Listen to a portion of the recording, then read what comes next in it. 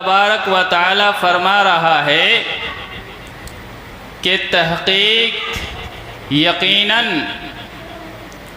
तुम्हारे पास तुम्हारे रब की नसीहतें आ चुकी, जिसमें दिनों के लिए शिफा है, दिलों के लिए इलाज है और हिदायत और नसीहत है, रहमत है मोमिनों के लिए। अल्लाह तबारक व तआला ने इस आयत के अंदर कुरान मजीद की 4 सिफ़ात बयान की हैं। पहली मौइज़त यानी नसीहत, दूसरी शिफा यानी इलाज, तीसरी हिदायत यानी रहनुमाई, चौथी रहमत। मौइज़त नसीहत किसको कहते हैं? मुफस्सिरीन किराम लिखते हैं तफसीर की किताबों के अंदर कि जब इंसान दुनिया कमाने के लिए मुनहमिक हो जाता है, गर्क हो जाता है, मुकम्मल दुनिया के पीछे लग जाता है, तो जब अल्लाह की आयतें और सूरतें गौर व फिक्र और तदब्बुर के साथ पढ़ता है या सुनता है, तो फिर उसको दुनिया से हटाकर अल्लाह की याद में लगा देता है या अल्लाह की याद के साथ साथ आखिरत की भी फिक्र होने लगती है। इसको कहते हैं मौइज़त। और शिफा दिल के अंदर इस आयत के हिसाब से 2 तरह की बीमारियां हैं, एक एतक़ादी बीमारी और एक अखलाकी बीमारी। एतक़ादी बीमारी यानी कुफ्र है, शिरक है, मुनाफ़िक़त है। जिस किसी के अंदर कुफ्र हो, मुनाफ़िक़त हो, शिरकियत हो, इंसान अगर कुरान को गौर व फिक्र के साथ, तदब्बुर के साथ पढ़ेगा और उस पर अमल करेगा या सुनेगा और उस पर अमल करेगा, तो खुद ब खुद उसकी ये बीमारियां ख़त्म हो जाएंगी। दूसरी टाइप की बीमारी क्या है? अखलाकी बीमारी, जो हर इंसान के अंदर मौजूद होती हैं अगर उसने उसका इलाज ना किया हो तो। हसद, बुग़्ज़, कीना, कपट, हिर्स, लालच, बखीली, कंजूसी, खुदगर्जी यानी मतलबी परस्त, जिसको हम लोग मतलब के यार बोलते हैं। ये सब दिल की बीमारियां हैं, अखलाकी बीमारियां हैं जो हर इंसान के अंदर मौजूद होती हैं। अगर ये मौजूद रहे तो बाज़ दफ़ा इबादतें भी कबूल नहीं होती हैं। इनका इलाज क्या है? अल्लाह तबारक व तआला कह रहा है कि कुरान मजीद को गौर व फिक्र और तदब्बुर के साथ पढ़ो और उस पर अमल करो, और सुनो और उस पर अमल करो, तो ये सब बीमारियां खुद ब खुद दूर हो जाती हैं। तीसरी बात हिदायत है, यानी कुरान मजीद दुनिया के हर शोबों के लिए रहनुमाई करता है। माँ के क्या हुकूक हैं, बाप के क्या हुकूक हैं, भाई के क्या हुकूक हैं, पड़ोसी के क्या हुकूक हैं, समाज के क्या हुकूक हैं, सोसाइटी के क्या हुकूक हैं, हुकूमत के क्या हुकूक हैं, हर एक चीज़ की रहनुमाई करता है ये कुरान। जो कोई भी इंसान भटका हुआ है, गुमराह है, कुरान मजीद को गौर व फिक्र के साथ पढ़ेगा, गौर व फिक्र के साथ समझेगा और उस पर अमल करेगा या सुन के भी अमल करेगा, तो अल्लाह ताला उसकी रहनुमाई कर देता है। चौथी चीज़ रहमत। मुफस्सिरीन किराम कहते हैं कि जो शख्स या मुआशरा या हुकूमत कुरान मजीद के मुताबिक काम करते हैं, अमल करते हैं, तो उनके लिए दुनिया में भी रहमतें नाजिल होती हैं और आखिरत में भी रहमतें नाजिल होंगी। आखिरत में रहमतें मुत्तकियों के लिए, परहेज़गारों के लिए, मोमिनों के लिए ख़ास हैं। दुनिया में अल्लाह की रहमतें आम हैं, हर एक के ऊपर अल्लाह तबारक व ताला अपनी रहमतें निछावर कर रहा है। हम और आप ये सोचते हैं कि रहमतें क्या चीज़ है। अल्लाह की नियामतें हैं, बेशुमार नियामतें हैं, इतनी नियामतें हैं कि हम शुमार भी नहीं कर सकते। मैं एक मिसाल दूंगा कि आप सुबह उठकर जो पेशाब करते हैं, ये भी अल्लाह की बहुत बड़ी नियामत और रहमतों में से है। आप कहेंगे मौलवी साहब बौखला गए हैं कि पेशाब करना भी नियामत है। हाँ है, लेकिन हमने कभी गौर व फिक्र नहीं किया है। क्यों नहीं किया? करना चाहिए।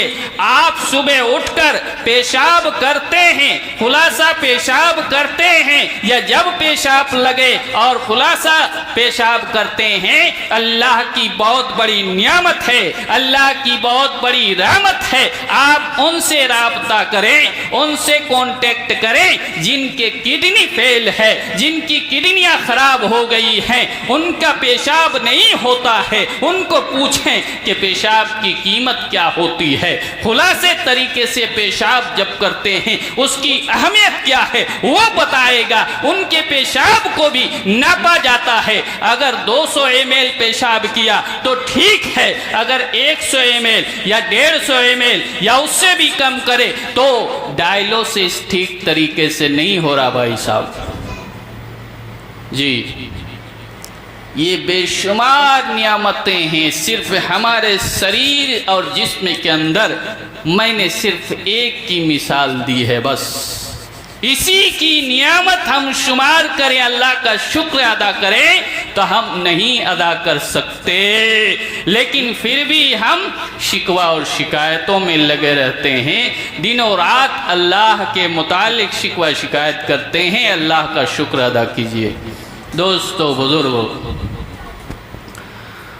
अल्लाह ताला इरशाद फरमाता है, अल्लाहु नज़्ज़ला अहसनल हदीस किताबम मुतशाबिहम मसानी तक़शइर्रु मिन्हु जुलूदुल लज़ीना यख़शौना रब्बहुम सुम्मा तलीनु जुलूदुहुम व क़ुलूबुहुम लिज़िक्रिल्लाह ज़ालिका यहदिल्लाहु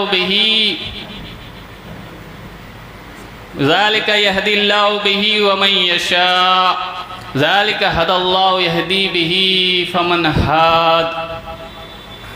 अल्लाह तबारक व तआला फरमाता है कि अल्लाह ने कुरान मजीद को बेहतरीन उतारा है।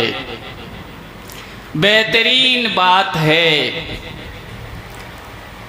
और इसके मज़ामीन मिलते जुलते, इनके टॉपिक बार बार दोहराए जाते हैं और इस कुरान से उनके रोंगटे खड़े होते हैं जो अपने रब से डरते हैं। फिर उनके दिल और जिस्म के ये चमड़े नरम होते हैं अल्लाह के ज़िक्र से। ज़ालिका हदल्लाहु बिही यहदी बिही मन यशा, यही अल्लाह की हिदायत है। अल्लाह जिसे चाहता है हिदायत देता है। वमन युज़लिलिल्लाहु फमा लहु मिन हाद, और अल्लाह जिसे गुमराह कर दे उसे कोई हिदायत देने वाला नहीं है। इस आयत करीमा के अंदर अल्लाह तबारक व तआला ने बताया कि कुरान मजीद बेहतरीन किताब है। दुनिया की कोई भी किताब अगर आप पढ़ लें 2 मरतबा आप उकता जाएंगे। कुरान हज़ारों बार, सैकड़ों बार, कितनों बार पढ़ लें उकताएंगे नहीं। दूसरी खुसूसियत क्या है कि एक मौजू एक टॉपिक की बात 20 जगह भी हो अलग अलग अल्फाज के साथ भी, तो भी कोई फ़र्क नहीं पड़ता, माना और मफ़हूम एक ही निकलता है। और कुरान मजीद को सुनते हैं या पढ़ते हैं गौर व फिक्र के साथ, तो ईमान वालों का दिल डर जाता है, रोंगटे खड़े होते हैं, ये त्वचा और चमड़ा नरम होता है, दिल नरम हो जाता है। लेकिन हमारा नरम नहीं होता। क्यों? हमारा ईमान बिल्कुल खाई में पहुंच चुका है। इतनी आयतें दिन ब दिन सुनते हैं, दिनों रात सुनते हैं, कभी रोंगटा खड़ा हुआ। अगर हो रहा है तो ईमान अभी ताज़ा है, नहीं हो रहा है तो अपने ईमान का जायज़ा लेने की ज़रूरत है। दोस्तों बुजुर्गों, मुफस्सिरीन किराम इस आयत के बारे में लिखते हैं, सहाबाए किराम जब कुरान मजीद को पढ़ते थे या सुनते थे तो उनके रोंगटे खड़े होते, उनके आँखों से आंसू जारी होता था। हम तो सुनना ही नहीं चाहते, बार बार घड़ी देखते देखते कि नहीं, यहाँ नहीं देख रहे हो सकता है, लेकिन लोग बार बार घड़ी देखते हैं कि मौलवी साहब पका रहे हैं, बात क्यों नहीं ख़त्म करते। सहाबाए किराम का हाल क्या था? कुरान मजीद को पढ़ते या सुनते तो उनके रोंगटे खड़े होते, दिल नरम होता, पूरा जिस्म नरम हो जाता और उनके आँखों से आंसू जारी हो जाते। लेकिन आजकल कुछ पीर फ़कीर किस्म के लोग कुरान मजीद को पढ़ते हैं और गश खाकर गिर जाते हैं, यानी बेहोश हो जाते हैं, लोगों को दिखाने के लिए कि लोग कहेंगे बड़े बुजुर्ग मुत्तकी परहेज़गार हैं, पहुँचे हुए फ़कीर हैं। और बाज़ लोग लोगों के सामने रोने लगते हैं। ये दिल की बीमारी क्या है? रियाकारी। ये दिल की बीमारी क्या है? रियाकारी है। ये बहुत बड़ी ज़बरदस्त बीमारी है। मैंने शुरू में कहा कि ये ऐसी ऐसी बीमारियां हैं दिल के अंदर कि अगर वो बीमारियां हो तो इबादतें कबूल नहीं होती है। हम नमाज अगर इसलिए पढ़ें कि लोग मुझे मुत्तकी कहें, हम इबादतें इसलिए करें कि लोग हमें कहें बड़ा अच्छा बुजुर्ग पहुंचा हुआ आदमी है, हमारी इबादतें कबूल नहीं होंगी, बल्कि उल्टा अज़ाब ही आएगा। तो ये रियाकारी की बीमारी जो हमारे दिल के अंदर है, इसको दूर करने की ज़रूरत है। दोस्तों बुजुर्गों, और पब्लिक में कुरान मजीद को पढ़कर और सुनकर रोना नहीं चाहिए। आप अकेले में बैठ के कुरान को पढ़ें और रोएं, ये ईमान का तकाज़ा है। ये दिल की बीमारी है रियाकारी, इसको दूर करने की ज़रूरत है। इसी तरीके से अल्लाह तबारक व तआला इरशाद फरमाता है, लौ अंज़लना हाज़ल क़ुरआन अला जबलिन लरअयतहु ख़ाशिअन मुतसद्दिअन मिन ख़श्यतिल्लाह। अल्लाह अपने प्यारे हबीब सल्लल्लाहु अलैहि वसल्लम से फरमा रहा है कि अगर हम इस कुरान को किसी पहाड़ पर नाजिल करते तो वो भी अल्लाह के डर और खौफ से दब जाता, फट जाता।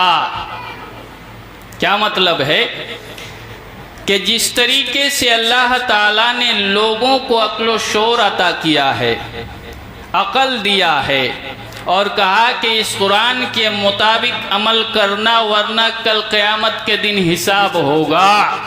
यही अक्ल व शऊर और अकल और दिमाग अल्लाह ताला पहाड़ को दे देता और कुरान उस पर नाजिल करता और कहता कि इस कुरान के मुताबिक अमल करना, वरना कल क़यामत के दिन तुम्हारा हिसाब होगा।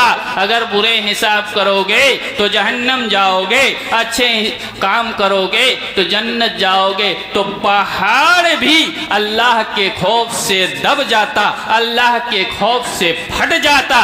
लेकिन हम इंसान इतने बेहिस हैं कि इस कुरान को सर पर उठाने के बावजूद भी हम गफलत की नींद में सोए हुए हैं, हम बेजान की तरह खोए हुए हैं। हमें किसी चीज़ की फिक्र ही नहीं है, न नमाज की फिक्र है, न रोजे की फिक्र है।